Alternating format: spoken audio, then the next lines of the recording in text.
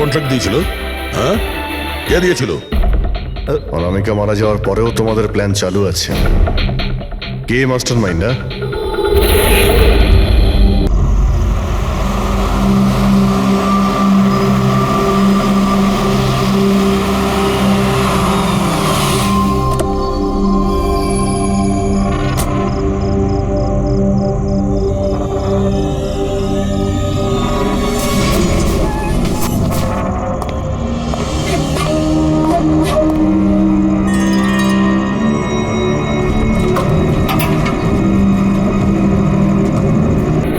এরকম হতে পারে না। এবার কি হবে? আমার খুব বড় ভুল হয়ে গেছে।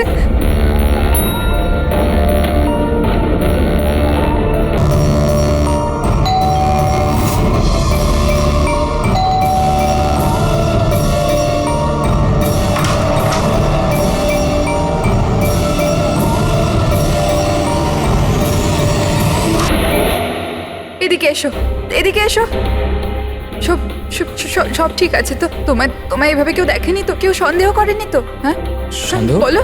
কেমন সন্দেহ? কি অঞ্জলি, তুমি কাঁদছো কেন? আর তোমার চোখগুলো এরকম বসে গেছে কেন? তুমি এত কাঁদছো কেন? কি হয়েছে? তুমি আমায় জিজ্ঞাসা করছো কি হয়েছে? তুমি জানো না কি হয়েছে? আমি কি করে জানবো কি হয়েছে? আমি তো এইমাত্র বাড়ি এলাম। রঞ্জন, তুমি পাগল হয়ে গেছো নাকি আমায় পাগল বানাচ্ছো? এত বড় ঘটনা ঘটে গেল আমাদের সাথে আর তুমি এমন বিহেভ করছো যে যেন কিছু হয়ইনি। কি কি খেলা খেলছো তুমি? কি খেলা আরে আমি খেলছো কোনো তুমি? খেলা খেলছি না। কি তখন থেকে বলে চলেছো তুমি? রঞ্জন, কিছু ঘন্টা আগে তুমি খুন করেছো। কি? ওই লাশটা টুকরো করে ওই টুকরোগুলোকে পুকুরে ফেলে দিয়েছো আর তুমি এমন বিহেভ করছো যেন কিছু হয়নি। মনে করো তুমি কেন এমন বিহেভ করছো? অঞ্জলি, তোমার কি হয়েছে? কিছু নেশা টেশা করেছো নাকি তুমি? হ্যাঁ, পাগলের মতো কথা বলছো। আরে কি খুন, কি মার্ডার, কি এসব? What is wrong with you? এক মিনিট, তোমার জামায় রক্ত, তোমার জামায় তো রক্ত, আর তোমার মাথায় তো চোট লেগেছিল। আর এইসব তুমি জামা কোথায় চেঞ্জ করলে? কোথায় গেল এই সব কিছু? কত রক্ত পাগল হয়ে লেগেছিল। গেছো তুমি? আজ সকালে এই জামাটা পরেই তো গিয়েছিলাম অফিসে। এখন টায়ার্ড হয়ে এত রাতে অফিস থেকে বাড়ি এসেছি, টেনশনে রয়েছে, তুমি উল্টো পাল্টা বলে যাচ্ছ, ইরিটেট করছো আমাকে। আর এইসব কি গল্প তৈরি করছো খুন টুনের? হ্যাঁ রঞ্জন, ভালো করে মনে করো। হ্যাঁ, তুমি আমায় কল করেছিলে আর তুমি খুব ঘাবড়েছিলে। রঞ্জন, তুমি কাঁদছো কেন? সব ঠিক আছে তো? তখনই তুমি নিচে আসতে বলে আর সাথে টুল বক্স আর পরিষ্কার করার কাপড়ও নিয়ে যেতে বলেছিলে। অঞ্জলি, রঞ্জন, এটা কি করে হলো? এত রক্ত, এই চোট, আর তুমি এই সব জিনিস কেন আমাকে আনতে বললে? অফিস থেকে গাড়ি করে বাড়ি আসছিলাম তো রাস্তায় একটা মেয়ে আমার থেকে লিফট চাইলো।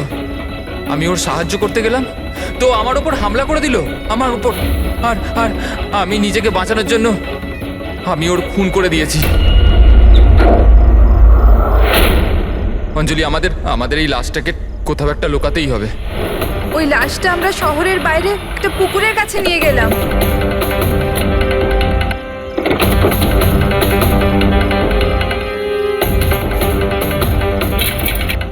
আর সেখানে তুমি বলার পর আমরা লাশটাকে টুকরো টুকরো করেছিলাম, সেগুলো প্লাস্টিক ব্যাগের মধ্যে ঢুকিয়ে আর ওই পুকুরে ফেলে দিলাম।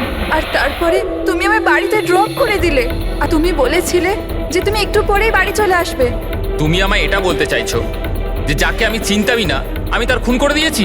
হয় তুমি স্বপ্ন দেখছো, নয়তো তোমার মাথায় কিছু একটা চলছে, সেটা আমি জানি না। আর যদি তোমার কথায় একটু সত্যতা থাকে, can you prove it? I will.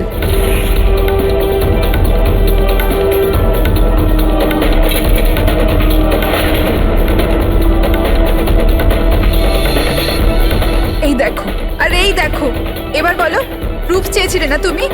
এই দেখো প্রুফ। এবার বলো এই জামাগুলোতে রক্ত কোথা থেকে এলো? এমনটা নয় তো যে এগুলো তুমিই করেছো আর তুমি আমাকে ফাঁসানোর চেষ্টা করছো? আচ্ছা, এবার আমি বুঝতে পেরেছি তোমরা সবাই মিলে আমার সাথে ইয়ার্কি মারছো না তো? ওখানে অফিসেও আমার কলিগেরা 1 মাস ধরে উল্টো পাল্টা বলেই চলেছে যে আমি তোকে ওখানে দেখেছি, আমি তোকে এখানে দেখেছি, আর আমি বলে বলে হাঁপিয়ে যাচ্ছি যে আমি ওখানে ছিলামই না। কিন্তু এখন যেটা তুমি করছো না, এটা কিন্তু ভুল করছো। এইসব একটা ইন্টেলিজেন্স চক্রান্ত, যেটা তুমি প্ল্যান করেছো। তুমি খুন করেছো অঞ্জলি, আর তুমি এটাতে আমাকে ফাঁসাতে চাও। আমি যাচ্ছি পুলিশের কাছে। সিআইডি কে ডাকবো। ছাড়ো। কেন এমন করছো? রঞ্জন, রঞ্জন তুমি খুন করেছো, তুমি সিআইডি কে কেন ডাকছো?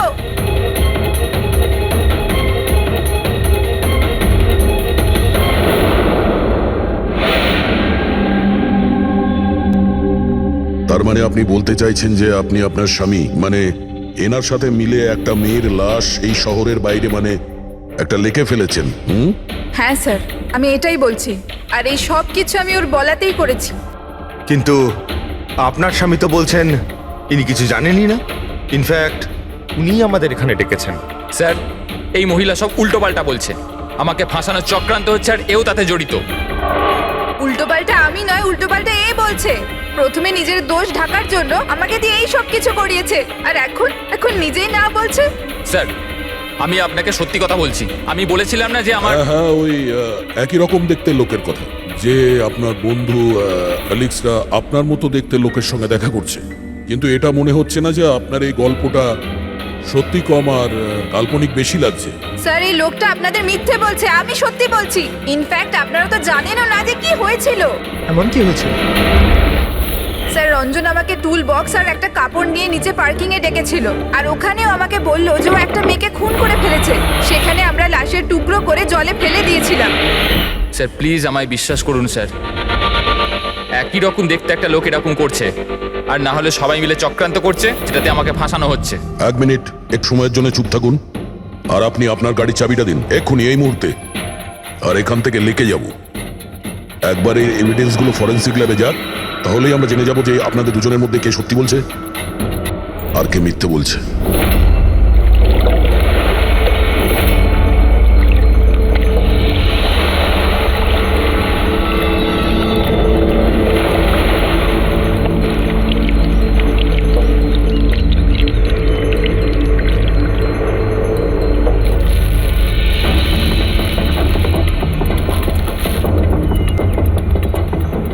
এই মেয়েটা কে? স্যার আমি কি জানি? আপনি আমাকে কেন জিজ্ঞেস করছেন? যা কিছু জানার এর থেকে জানুন না। স্যার, আমি এই মেয়েটাকে চিনি না, আমি জানি না একে। আমি একে মারিনি স্যার, আমি তো ওই সময় শুধু এই লোকটার হেল্প করছিলাম। আমি অনেক রাত অবধি অফিসে ছিলাম স্যার, আপনি চাইলে সিসিটিভি ফুটেজ দেখতে পারেন। চিনের নিচে দেখো, থুতির নিচে স্টিচেস আছে না? আর সেগুলো খুব বেশি পুরনো নয়, মনে হচ্ছে কিছুদিন আগেই ও আঘাত পেয়েছে। পুরবি কোনো না কোনো ক্লিনিক বা হসপিটালে স্টিচগুলো করা হয়েছিল, সেখান থেকে এই মেয়েটার ব্যাপারে জানা যেতে পারে। একটা কাজ করো ফেডরিক, পঙ্কজ, এই বডির টুকরোগুলো আছে না, এই সব কটা আমাদের ফরেন্সিক ল্যাবে পাঠিয়ে দাও, আর এদের দুজনকে আমাদের ব্যুরোতে নিয়ে চলো। স্যার, এ বলছে যে কয়েকদিন ধরে ওরই মতো দেখতে কোনো লোক ওকে ফাঁসানোর চেষ্টা করছে। এর চেনাশোনা লোকরা ওই লোকটার সঙ্গে বিভিন্ন জায়গায় দেখা করছে, আর ওরা ভাবছে যে ও এই। হ্যাঁ স্যার, আমায় ফাঁসানো হচ্ছে স্যার, আর ওই চক্রান্তে এও রয়েছে স্যার। স্যার আপনিই বলুন, আমি যদি এসব করতাম তাহলে আমি আপনাদের ফোন কেন করতাম? স্যার, এখন অবধি আমি আপনাদের যা বলেছি সবকিছু প্রমাণ হয়েছে তো। লাশ তো পাওয়া গেল লেকে, আর ওর গাড়ির ডিকিতে রক্ত পেলেন তো। স্যার আপনি নিজেই বলুন, যখন এতটা সত্যি আমি বলেছি, তাহলে এখন মিথ্যে আমি কেন বলবো? আমাকে ফাঁসানোর জন্য স্যার, আমি বলছি স্যার, এটা চক্রান্ত স্যার, আমাকে ফাঁসানোর জন্য। ব্যাস ব্যাস, কে কি কাজ করেছে আর করেনি সেটার খোঁজ আমরা করব। শুধু একটা কথা মনে রাখবেন, যে আমাদের সন্দেহ শুধু আপনাদের দুজনকে, বাট স্যার আমি কিচ্ছু করিনি, আমি নির্দোষ। আমি হতে পারে, হয়তো আপনি খুন করেননি, কিন্তু লাশকে টুকরো টুকরো করে লেকে ফেলে দেওয়া এটাও কিন্তু বড় অপরাধ, বুঝেছেন আপনি? স্যার সিসিটিভি ফুটেজ পেয়ে গেছি।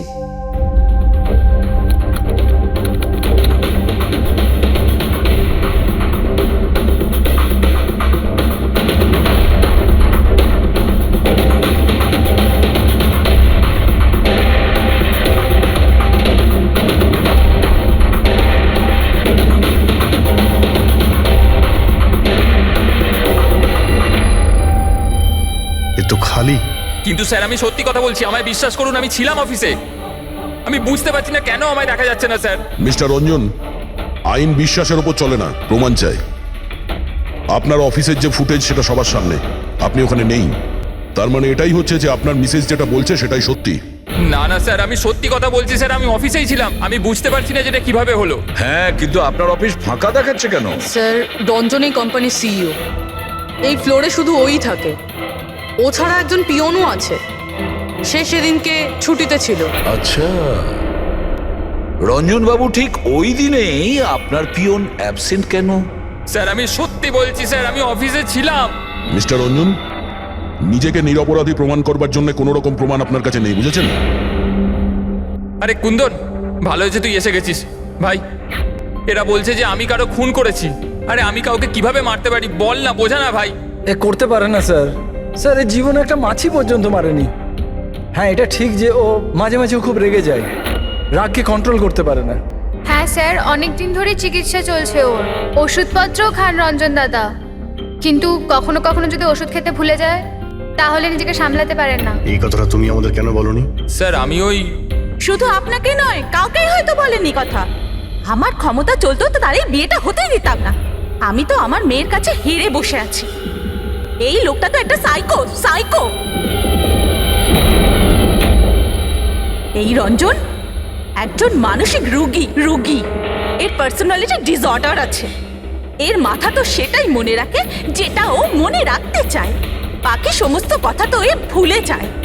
হতেই পারে স্যার যে খুনটা এই করেছে আর ভুলে গেছে। ব্যাপারটা হচ্ছে যে আমি আগে অসুস্থ ছিলাম, কিন্তু তারপর আমি ঠিক হয়ে গেছিলাম। আপনি এরম কেন বলছেন? কুন্দন, কুন্দন তুই বল, আমি সত্যি বলছি কিনা। বৌদি আপনি বলুন না। আরে তুমিই বলো না। আপনারা আমায় এভাবে কেন দেখছেন? আরে আমি সাইকো নই, আমি অসুস্থ নই, কোনো মানসিক রোগ নেই আমার, একদম ঠিক আছি আমি। আরে বলো না, বলো না। বাস, অনেক হয়েছে। এটা তোমার বাড়ি নয়, ব্যুরো। এই নাটক এখানে চলবে না। একটা কাজ করো, পাশের ঘরে গিয়ে এনাদের বসাও। যান। ওই দিকটা যান যান। সমস্ত প্রমাণ ওই রঞ্জনের বিরুদ্ধে, আর তাছাড়াও ওর আচরণটা ঠিক নেই।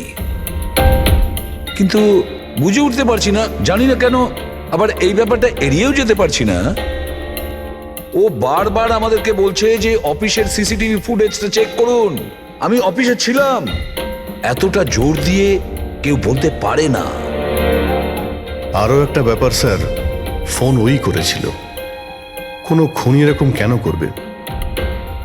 আর স্যার ওই ডিসোসিয়েটিভ পার্সোনালিটি ডিসঅর্ডার, হয়তো খুনটা করেছে আর তারপর ভুলে গেছে। এই রোগটাতে এরকমই হয় স্যার।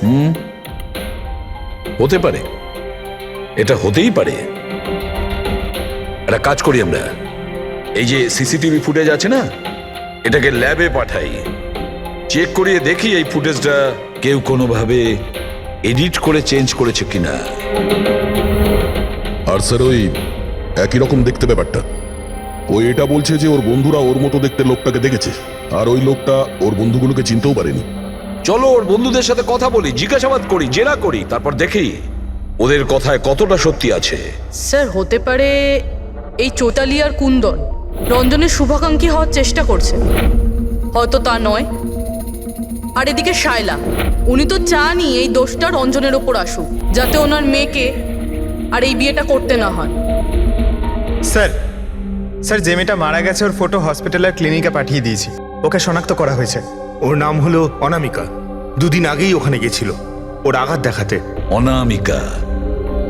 অনামিকা, এই অনামিকার পুরো ফোন রেকর্ড চেক করো, খোঁজ নাও এ কোথায় থাকতো, কি করতো, এর সঙ্গে রঞ্জনের কি সম্পর্ক ছিল।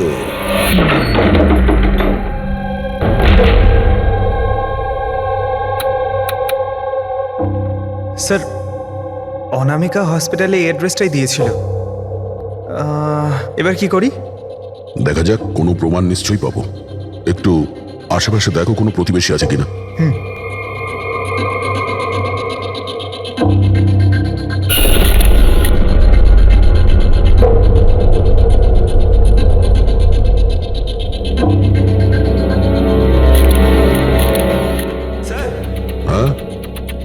এর নাম অঙ্কিত, অনামিকার প্রতিবেশী। হ্যালো স্যার, কি হয়েছে বলুন?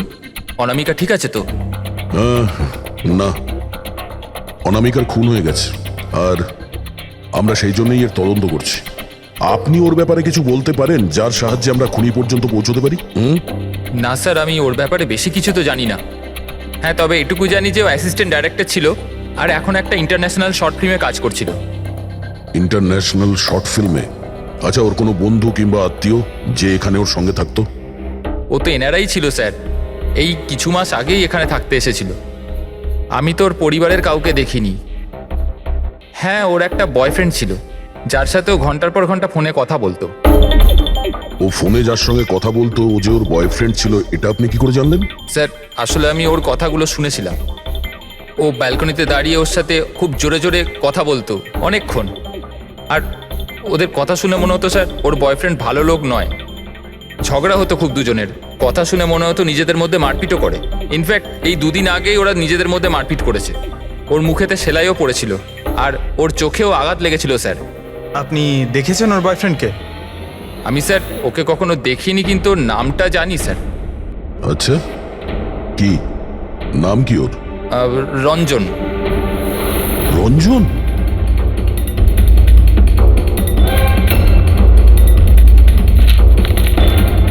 স্যার, হ্যাঁ, এই দেখুন, এই অনামিকার পাসপোর্টে এই বার্সেলোনার ভিসা লাগানো রয়েছে।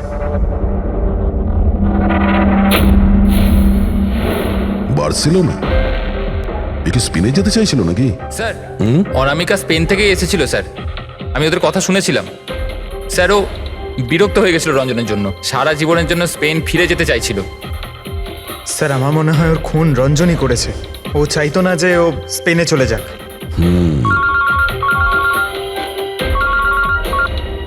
হ্যালো? স্যার, অনামিকার ফোন রেকর্ডস পাওয়া গেছে। একটা নাম্বারে যেটাতে ও সবচেয়ে বেশি কথা বলতো সেটা রঞ্জনের কোম্পানির নামে রেজিস্টার্ড আছে। ও, রঞ্জন, একটা কাজ করো, অনামিকার ফোনের শেষ লোকেশনটা কোথায় ছিল সেটা বার করো। অনামিকা কাল রাত্রে আপনার হোটেলে ছিল? I am not sure sir, ছিল না? আমার তো মনে হয় না। ঠিক আছে, আমাদের আপনার হোটেলের সিসিটিভি ফুটেজটা চেক করতে হবে। Sure sir.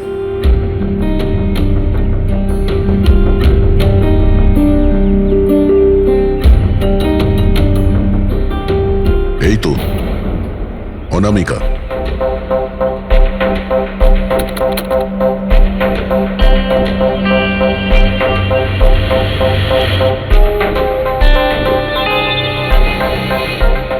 এটা কি ব্যাপার? ও ভেতরে গেল একটা হ্যান্ডব্যাগ নিয়ে আর বাইরে এলো একটা লাগেজ নিয়ে। আর সঙ্গে এই ছেলেটা কি? স্যার, ও তো আমাদের বেল বয়। ওয়েল বয়? কোথায় আছে এখন? কাল রাত্রে তুমি যখন ওই মেয়েটার লাগেজ নিয়ে বাইরে যাচ্ছিলে তখন ওর জন্য কেউ অপেক্ষা করছিল বাইরে? হ্যাঁ স্যার, একজন লোক তো ছিল, ওর জন্য ওয়েট করছিল। কে ছিল? লম্বা রোগা করে একজন ছিল। লম্বা রোগা করে? এ ছিল ওই লোকটা? স্যার, মনে হচ্ছে তো এরকমই ছিল। দেখে তাই মনে হচ্ছিল মানে? স্যার, ও দূরে দাঁড়িয়ে ছিল তাই আমি ঠিকমতো দেখতে পাইনি। ও, তার মানে এই রঞ্জন, ও আমাদের মিথ্যে কথা বলেছে। ও অনামিকাকে আগে থেকেই চিনতো আর শেষবার অনামিকা ওর সাথেই ছিল। রঞ্জন বলছে যে আপনারা ওকে আলাদা আলাদা জায়গাতে দেখেছিলেন, কিন্তু ও বলছে ও ওখানে ছিলই না। ব্যাপারটা কি বলুন তো? স্যার, আমি একদিন কফি শপে কফি খাচ্ছিলাম, আমি দেখলাম যে রঞ্জন বাইরে কারোর সাথে কথা বলছে। রঞ্জন, রঞ্জন, এই রঞ্জন। স্যার আমি যখন ওকে ডাকলাম ও জানি না কেন আমার কথা না শুনে অন্যদিকে চলে গেল। রঞ্জন, কিন্তু স্যার যখন আমি এই ব্যাপারে ওর সঙ্গে কথা বললাম তখন ও বললো যে ওখানে ছিলই না। আমি জানি না ওখানে মিথ্যে কথা বললো। আর লীলা দেবী, ওকে আপনি কোথায় দেখেছিলেন? কান্দিওয়ালাতে একটা জুয়েলারি শপে। ওর সঙ্গে একটা মেয়েও ছিল। রঞ্জন, রঞ্জন। আচ্ছা, এই মেয়েটা ছিল কি? হ্যাঁ স্যার, এই মেয়েটাই ছিল। কিন্তু যখন ওর সঙ্গে আমি ফোনে কথা বললাম, বলতে শুরু করলো আমি তো ওখানে ছিলামই না। আর তোমার সঙ্গে কি এটাই ঘটেছে? হ্যাঁ স্যার, ও বাজারেতে আমার সামনে দিয়ে যাচ্ছিল। আমি ওকে হাত দেখালাম, হাই বললাম, মদন রে, কিন্তু ও সরাসরি আমায় ইগনোর করলো, অটোতে বসলো, চলে গেল। এদিকে দেখ ভাই, আমি রঞ্জন, রঞ্জন। ঠিক আছে, thank you very much. Sir, এদের কথা শুনে মনে হচ্ছে রঞ্জন ইচ্ছে করে ওদের সামনে এসেছিল আর এরকম বিহেভিয়ার করেছে। কিন্তু অভিজিৎ, কি কারণ হতে পারে? এরকম ব্যবহার কেন রঞ্জন করেছিল? না না না না, কিছু না কিছু গোলমাল তো নিশ্চয়ই আছে অভিজিৎ। যেখানে যেখানে এরা রঞ্জনকে দেখেছে না, দেখি ওখানে কোনো সিসিটিভি ফুটেজ পাওয়া যায় কিনা।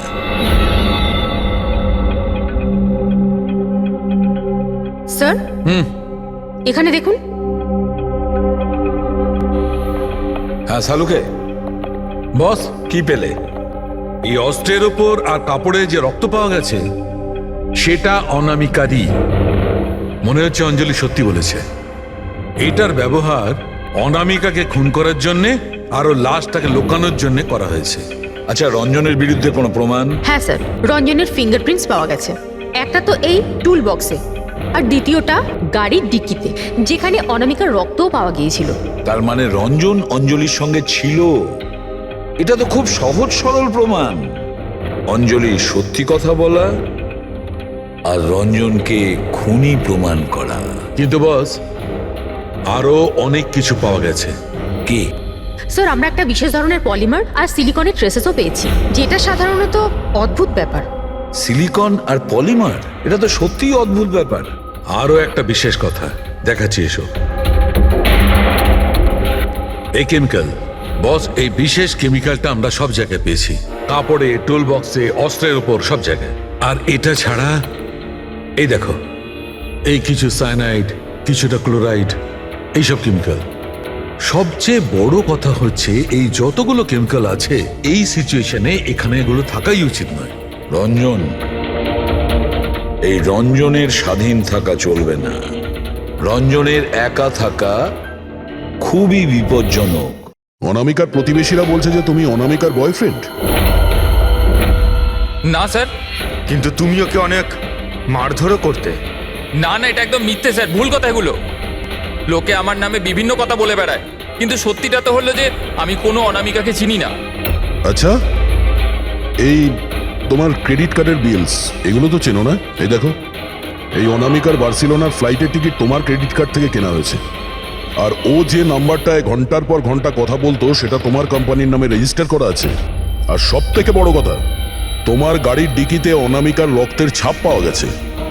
আর তুমি কি মনে করছো যে আমরা ওর কথা শুনে তোমার উপর দোষ চাপাচ্ছি? এই সমস্ত প্রমাণই যথেষ্ট এটা প্রমাণ করার জন্যে যে তুমি অনামিকাকে খুন করেছো। না স্যার, আমি কারোর খুনটুন করিনি। আর স্যার, এই ক্রেডিট কার্ড, স্যার আমার কাছে তো অনেক ক্রেডিট কার্ড আছে স্যার। আর স্যার, আমি আজ অব্দি আমার ক্রেডিট কার্ড দিয়ে কখনো বার্সেলোনার টিকিট বুক করিনি। তাহলে উল্টোপাল্টা কথা বলা বন্ধ করো রঞ্জন। অনামিকা তোমার গার্লফ্রেন্ড ছিল আর তোমার জন্য বিপদ হয়ে দাঁড়িয়েছিল। আর ওর হাত থেকে মুক্তি পাওয়ার জন্য তুমি ওকে খুন করে দিলে। আর শুধু খুন করলে না, তার সাথে আমাকেও ফাঁসিয়ে দিলে।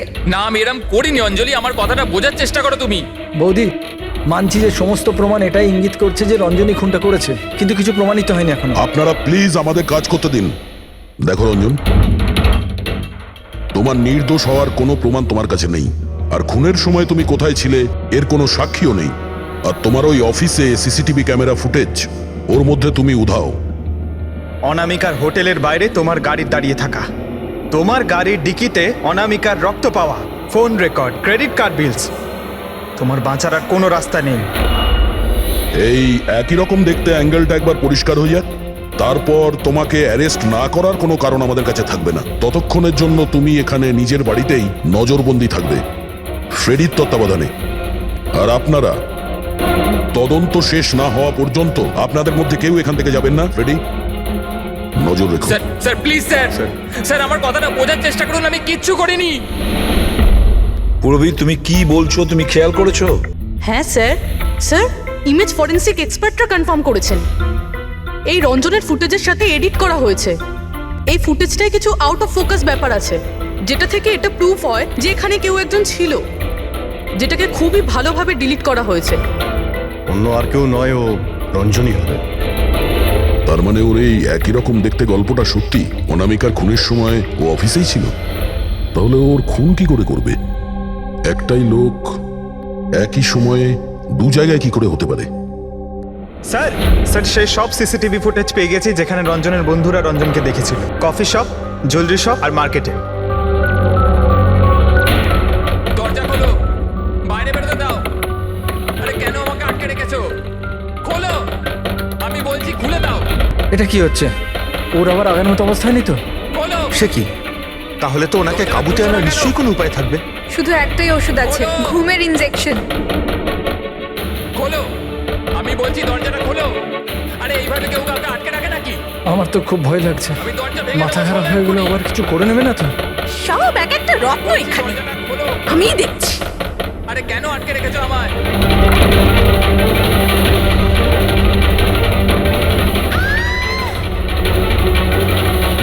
এই রঞ্জন, এই রঞ্জন, রঞ্জন দাঁড়াও বলছি। মা মা মা, আস্তে আস্তে আস্তে। ও মাই গড, এটা কি করে হলো? আমি ডাক্তারের খবর দিচ্ছি। হ্যাঁ, তুমি ঠিক আছো তো মা? ও মাই গড, কি করে লাগলো তোমার? স্যার এটা কফি শপের ফুটেজ।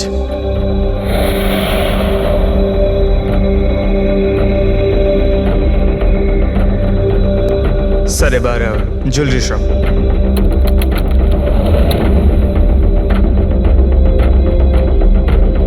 এটার সঙ্গে অনামিকাও ছিল। এখনো পর্যন্ত সবকিছু তো নর্মালি লাগছে।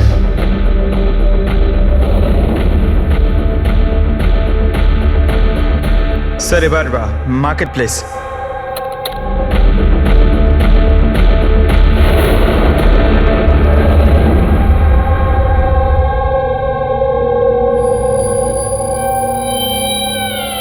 পঙ্কজ, একটু রিওয়াইন্ড করো। হ্যাঁ, আগে ওই রঞ্জনকে জুম করো।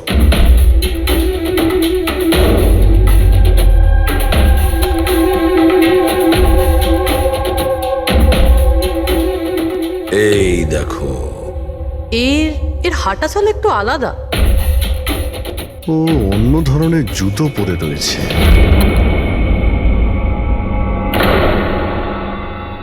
কিন্তু এটা কি? দয়া ওয়াকিং বুট পরেছে, ওয়াকিং বুট। যার পায়ের হাড়ে কোনো প্রবলেম থাকে না, সে ওই ওয়াকিং বুট পরে। কিন্তু রঞ্জনের পা তো একদমই ঠিকঠাক আছে। সেটাই তো, এটা তো হতেই পারে না। তাহলে ও কি? হ্যাঁ সালুকে বলো, কি এখনই? আচ্ছা ঠিক আছে, আমি আসছি। সালুকে ফরেন্সিক ল্যাবে ডেকেছে, এখনই যেতে হবে। চলো। হ্যাঁ ফেডরিক বলো, কি বললে তুমি? ঠিক আছে, হ্যাঁ ওখানেই থেকো। ফ্রেডরিক বলছিল রঞ্জন পালিয়ে গেছে শাইলার ওপর আঘাত করে। কিন্তু ফ্রেডি তো ছিল ওখানে। সেটাই তো। একটা কাজ করো দা, তুমি আর পঙ্কজ ওখানে চলে যাও, আমরা ফরেন্সিক ল্যাবে যাচ্ছি। আচ্ছা সালুকে, তুমি রঞ্জনকে গ্রেপ্তার করতে বারণ করেছিলে, ব্যাস ও তো ওদেরকে আঘাত করে পালিয়ে গেছে। আর তুমি এখানে এসব কি করছো? এখানে এখানে এরকম মিউজিয়াম সাজিয়েছো কেন? মিউজিয়াম নয় বস, তাহলে? এটা হচ্ছে সেই ধাঁধাটার জবাব যেটা আমরা সলভ করতে পারিনি। হ্যাঁ, রঞ্জন পালিয়ে যাওয়াতে আমার খুব আফসোস হয়েছে, কিন্তু আই এম শিওর তোমরা ওকে ঠিক ধরে ফেলবে। তোমাদের মনে আছে ওই যে কেমিক্যালটা আমরা ক্রাইম স্পটে পেয়েছিলাম? তো তার সঙ্গে ওর কি সম্পর্ক? সেটা আমি আপনাদেরকে বলছি। আপনি কে? এ হচ্ছে জগৎ।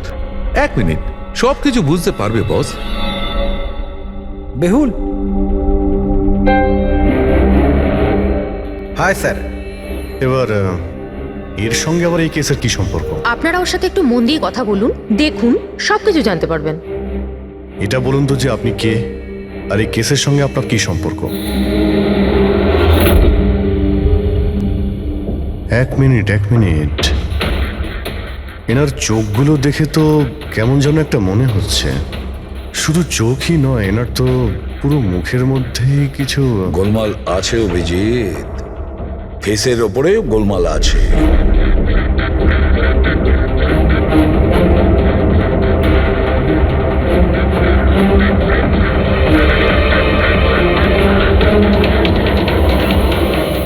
ও থ্যাংক ইউ বেহুল। এটা কি? আমি বলছি বস, ওই কেমিক্যালস যেটা ক্রাইম স্পটে পাওয়া গেছিল, আসলে ওই কেমিক্যালটা এই ধরনের মাস্ক আর নকল রক্ত তৈরি করতে কাজে লাগে। বিশেষ করে এই সিলিকন মাস্ক, যেটা ওই সিনেমাতে ব্যবহার হয়। সব থেকে বড় ব্যাপার হচ্ছে এর মধ্যে চোখের পাতা থাকে না, আর চোখের জন্য এখানে গর্ত একটা থাকে আসল মুখের মতো, যাতে যে এটা পড়বে তার আসল চোখটা এই গর্ত থেকে বেরিয়ে এসে যাতেও দেখতে পায়। আর স্যার, এটাকে বানানো কিন্তু অত সহজ নয়। হাই কোয়ালিটির সিলিকন আর পারদর্শী লোকই এটা বানাতে পারে। লেটেস্ট টেকনিকের জন্য স্যার, এটা যে পড়বে তার যে মুখের ভাব, সেটাই মাস্কে ফুটে উঠবে। এর থেকে তো একটা কথা পরিষ্কার অভিজিৎ, কেউ রঞ্জনের মতো দেখতে হুবহু একটা মুখোশ বানিয়েছে, একটা মাস্ক বানিয়েছে। রঞ্জনের মতো হাইটের কেউ ওরই মুখের মতো কোনো মাস্ক বানিয়েছিল আর লোকেদের বোকা বানাচ্ছিল। হ্যাঁ, আর সেই জন্যই সবাইকেও দূর থেকে দেখা দিয়েছিল, কারণ যদি কাছে আসতো তাহলে সবাই বুঝে যেত ও কোনো মাস্ক পরে আছে। আর স্যার অঞ্জলি, ও তোর সাথেই ছিল, ওর সাথে কথাও হয়েছে, ওর সাথে লাশটা লুকোনোর চেষ্টা করেছে। ওর মুখে রক্তও লেগেছিল, আর ওখানে লাশগুলোকে কাটছিল আর লুকিয়ে রাখার চেষ্টাও করেছিল। তাই হয়তো তাড়াহুড়োতে কোনো খেয়ালই করেনি। আর তাছাড়াও এই যে একই রকম দেখতে না, নিশ্চয়ই ওর পায়ের হাড়ে কোনো প্রবলেম ছিল, তাই ও ওয়াকিং বুট পরেছিল। আর এই মাস্ক তৈরি করাও এত সহজ নয়। স্যার, এই মাস্ক ফিল্ম প্রজেক্টেই কাজে লাগে। ও হ্যাঁ, তবে এটুকু জানি যে ও অ্যাসিস্ট্যান্ট ডাইরেক্টর ছিল আর এখন একটা ইন্টারন্যাশনাল শর্ট ফিল্মে কাজ করছিল। স্যার, দয়া বলছিল যে অনামিকা ও নাকি কোন ইন্টারন্যাশনাল শর্ট ফিল্মে কাজ করছিল। ওর পক্ষে এগুলো করা তো খুবই সহজ। তার মানে ও রঞ্জনের গার্লফ্রেন্ড ছিল না, ওকে নিজেরই খুনে ফাঁসানোর চেষ্টা করেছিল। সেই জন্যই ও বেল বয়কে গাড়ি অব্দি নিয়ে গিয়েছিল। স্যার, নিজের প্রতিবেশীর সামনে রঞ্জনের সাথে ফোনে কথা বলার নাটক করেছিল। মানলাম অভিজিৎ, আমি মানলাম, কিন্তু কেউ নিজের মৃত্যুর ষড়যন্ত্র নিজে কেন করবে? মানে আমি বলতে চাইছি, অনামিকা তার নিজের মৃত্যু কেন নিজে ডেকে আনবে? না না না না, কিছু তো একটা গোলমাল আছেই। কেউ তো একজন আছে যে অনামিকাকে শিখণ্ডি খাড়া করেছে, আর সেই পুরো কেসটার মাস্টার মাইন্ড, বুঝেছো? আপনাদের মাথা খারাপ আছে? ফ্রেডি ইনজেকশন নেওয়ার জন্য ভেতরে গেছে আর তোমরা ওই লোকটাকে ছেড়ে দিলে। আমরা তোকে পালাতে দিইনি, আমরা কি দরজা খোলার কি দরকার ছিল? ওই লোকটা যে মানসিক অবস্থা নিয়ে এখান থেকে পালিয়ে গেছে, কে জানে কার সাথে কি করে দেবে। শায়লা দেবীর ওপর হামলা করেই দিয়েছে। স্যার, একটা কথা বুঝতে পারলাম না, ওরা তোমাদের দুজনের সামনে থেকে পালালো আর তোমরা ধরতে পারলে না ওদের? স্যার, আমরা খুব ভয় পেয়ে গেছিলাম, আর সবকিছু এত তাড়াতাড়ি হলো। স্যার, আমরা যদি মাঝখানে আসতাম তাহলে আমাদের উপরও তো হামলা করতে পারতো না স্যার। হ্যাঁ, যেমন ভাবে আন্টিকে হামলা করেছিল আমাদেরও করতে তাহলে। হ্যাঁ, এক মিনিট, শায়লা দেবীর ওপর হামলা? কিন্তু কিভাবে? ওর কাছে অস্ত্র কি করে এলো? এখানে তো কোনো অস্ত্র ছিল না, আমরা সমস্ত অস্ত্র সরিয়ে দিয়েছিলাম। হ্যাঁ হ্যাঁ স্যার, শুধু ঘরে কেন, কিচেনেও সবজি কাটার কোনো ছুরি পর্যন্ত নেই।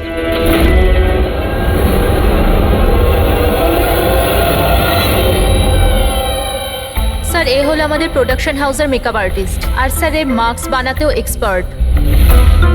তুমি অনামিকার জন্য মাস্ক বানিয়েছিলে, তাই না? বানিয়েছিলে কি না? হ্যাঁ স্যার, উনি আমাকে টাকা দিয়েছিলেন, আর এটা তো আমার কাজই স্যার। তাহলে এটাও বলে ফেলো যে কাজটা কার জন্য করেছিল, এই মাস্কটা কার পরার কথা ছিল। বলো বলো, তাড়াতাড়ি বলো, সময় নেই আমাদের। আর হ্যাঁ, যার মুখের তুমি মাস্ক বানাও তার মাপ নেওয়ার দরকার আছে, ম্যাপিং করার দরকার আছে। হ্যাঁ স্যার। কার জন্য বানিয়েছিল ওই মাস্ক? কে ওই মাস্কটা পরতো? বলো তাড়াতাড়ি।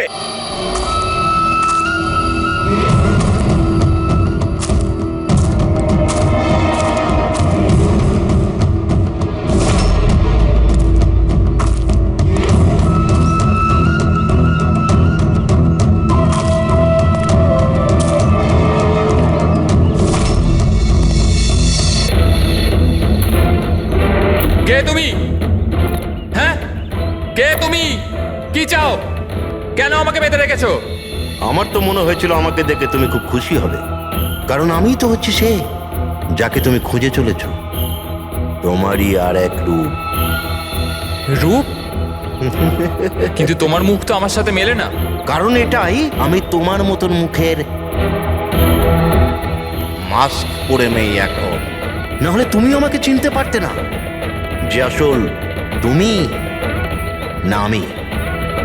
আর একটা কথা,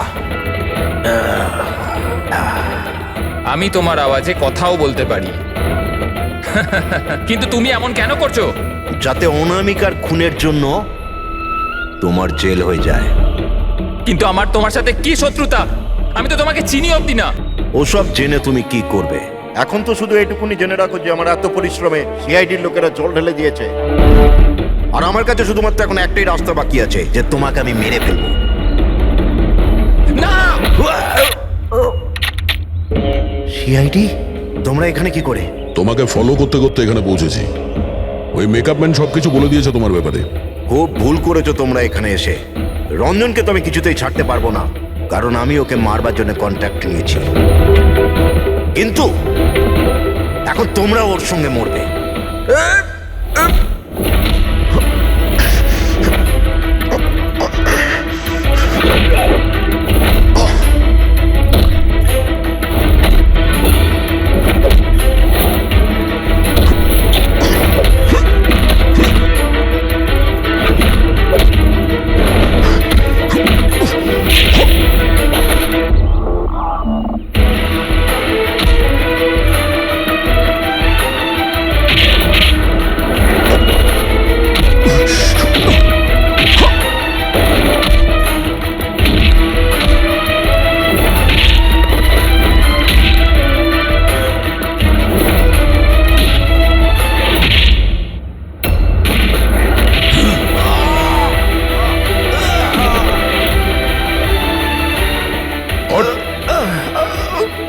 তোকে মারার কন্ট্রাক্ট দিয়েছিল? হ্যাঁ, কে দিয়েছিল? অনামিকা মারা যাওয়ার পরেও তোমাদের প্ল্যান চালু আছে। কে মাস্টার মাইন্ড? আমায় ক্ষমা করে দাও মা। তোমার মতের বিরুদ্ধে গিয়ে বিয়ে করে আমি অনেক বড় ভুল করে ফেলেছি। কখনো ভাবতেও পারেনি যে ওইসব করতে পারে। রঞ্জন কোথায়? ওকে পেলেন না আপনারা? পাওয়া গেছে রঞ্জনকে। আপনারা সবাই এটা জেনে হয়তো অবাক হবেন যে রঞ্জন নির্দোষ। এটা আপনারা কি বলছেন? খুন রঞ্জনই করেছে? একদম না, রঞ্জন খুন করেনি। খুন করেছে আপনাদের মধ্যেই কেউ একজন। আমরা? কিন্তু আপনি তো জানেন যে এদের সবার উপস্থিতিতেই রঞ্জন আমাকে আঘাত করেছে। কি করে করলো? মানে কোন জিনিস দিয়ে আপনার উপরে আক্রমণ করেছিল? আমি বলেছিলাম না যে ও ছুরি দিয়ে আমাকে আঘাত করেছিল। কিন্তু ছুরি তো ছিল না ঘরে, আমরা সমস্ত অস্ত্র সরিয়ে দিয়েছিলাম আগে থেকেই।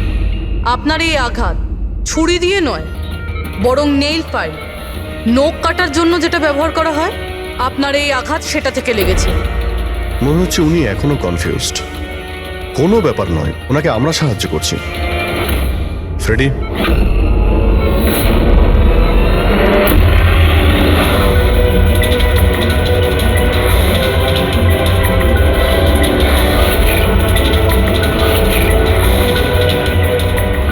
শাইলা ম্যাডাম, আমরা জানতে পেরে গেছিলাম অনামিকার প্রতিবেশী অঙ্কিত এসবের সঙ্গে যুক্ত।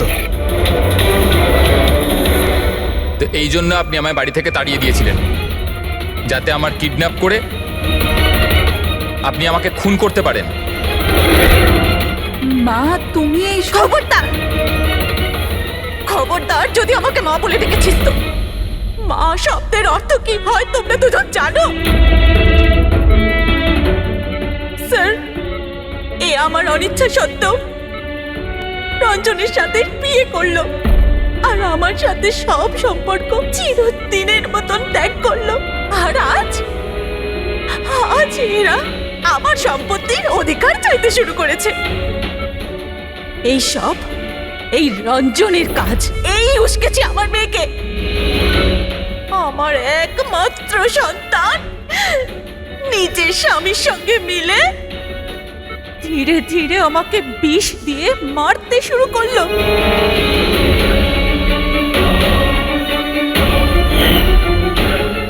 দুভোটা তাড়াতাড়ি করো অঞ্জলি, এটা নিয়ে গিয়ে মায়ের ঘরে রেখে দাও, যাও।